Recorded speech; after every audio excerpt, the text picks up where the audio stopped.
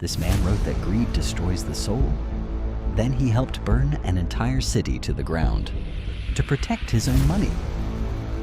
His name was Seneca, and this is the part of his story nobody quotes on a motivational page. Let's start with who he actually was.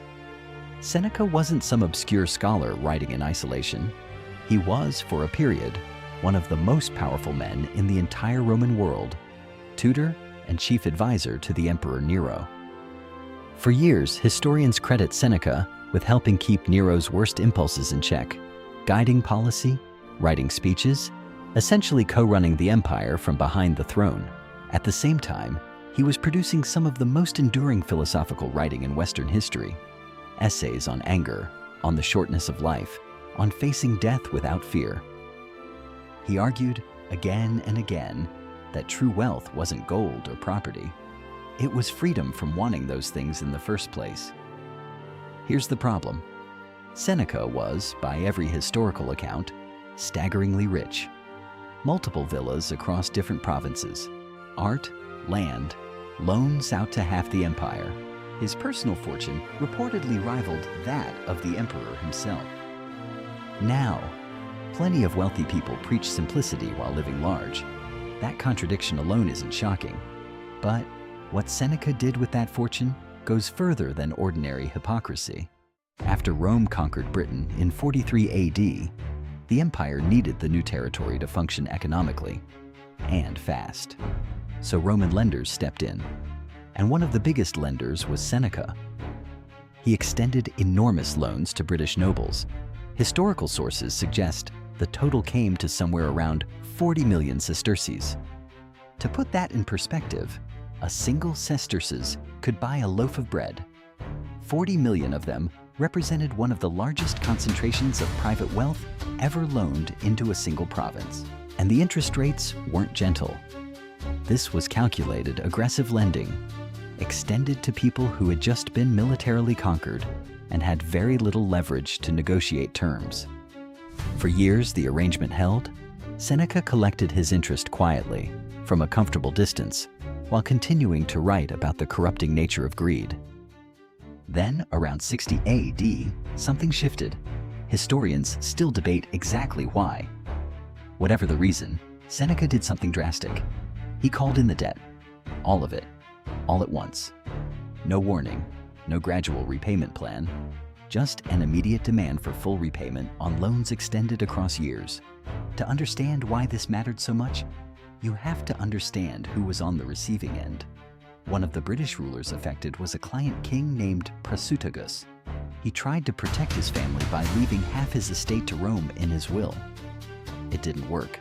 When he died, Rome moved in anyway, seizing land, humiliating his family. His wife, a woman named Boudica, was flogged. Their daughters were assaulted. Tribal lands were confiscated outright. And now, layered on top of all of that, was Seneca's sudden demand that the aristocracy repay an impossible sum of money immediately. Ancient historian Cassius Dio specifically points to this abrupt, punishing debt call as a contributing trigger for what came next, the revolt, led by Boudica herself. What followed was one of the bloodiest uprisings Rome ever faced on any frontier. Boudica's forces burned Roman settlements to the ground, including Londinium, the earliest version of what is now London. Tens of thousands of people died in the fighting and the reprisals that followed on both sides. Roman legions were nearly driven out of Britain entirely before the rebellion was finally crushed. And sitting behind one of the financial triggers of that devastation was a man who had spent his career writing that greed corrupts the soul. Here's the part of this story that should really sit with you, because it's easy to want a simple villain, and Seneca doesn't quite give you one. By most historical accounts, Seneca wasn't a cynical fraud who secretly mocked his own philosophy. Historians largely believe he meant what he wrote. He likely saw himself exactly as he described in his essays, disciplined, wise, above petty material concerns. That disconnect is what makes this genuinely unsettling. It's a story about how easily a brilliant, persuasive person can build an invisible wall between what they preach and what they practice, and never once notice the wall is there. And that's worth sitting with, because it's not just an ancient problem confined to togas and sesterces. Think about your own life for a second.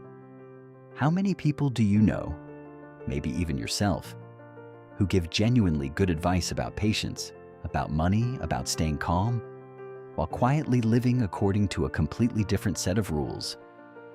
Seneca's failure was narrower, and honestly, more human than that.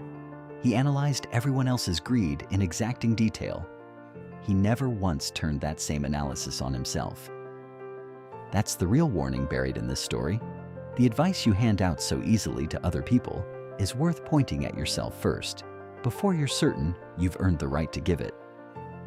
This channel exists for exactly this kind of history. Not the clean quote card version people share without context, but the part underneath it, where the wisest people who ever lived turn out to be just as human, just as blind, just as capable of contradiction as anyone else. If that's the kind of history you want more of, subscribe.